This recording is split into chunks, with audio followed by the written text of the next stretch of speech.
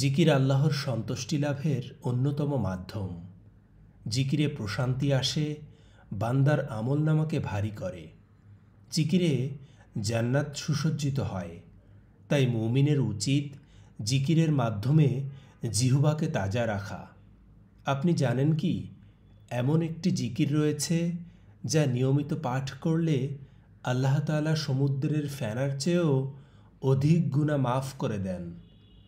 রসুল সাল্লাল্লাহু আলাইহি ওয়াসাল্লাম বলেছেন, দুটি বাক্য এমন আছে যা উচ্চারণে হালকা, কিন্তু তা মিজানে অর্থাৎ পরকালের তুলাদণ্ডে খুবই ভারী এবং আল্লাহর নিকট অত্যন্ত প্রিয়। তা হল সুবহানাল্লাহি ওয়া বিহামদিহি সুবহানাল্লাহিল আযীম। আমি আল্লাহর প্রশংসার সাথে তার পবিত্রতা বর্ণনা করছি এবং মহান সেই আল্লাহ যিনি সর্বোচ্চ মর্যাদার অধিকারী। সহিহ বুখারী ৬৬৮২, সহিহ মুসলিম ৬৮৪৬। এই জিকিরে দুটি বাক্য সুবহানাল্লাহি ওয়া বিহামদিহি সুবহানাল্লাহিল আযীম।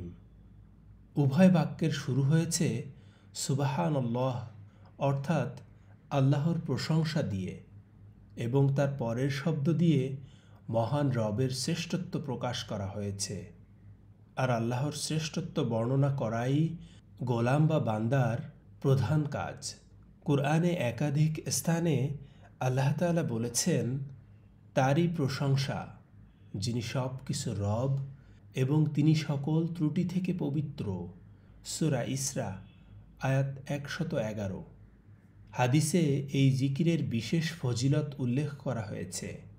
হযরত আবু হুরায়রা রাদিয়াল্লাহু তাআলা আনহু হতে সহিহ বুখারী শরীফের ৬৪০৫ নম্বর হাদিসে বর্ণিত আছে, রসুল সাল্লাল্লাহু আলাইহি ওয়াসাল্লাম বলেছেন, যে ব্যক্তি প্রতিদিন ১০০ বার সুবহানাল্লাহি ওয়া বিহামদিহি বলবে, তার গুনাহ সমুদ্রের ফেনার চেয়েও বেশি হলেও তা মাফ করে দেয়া হবে।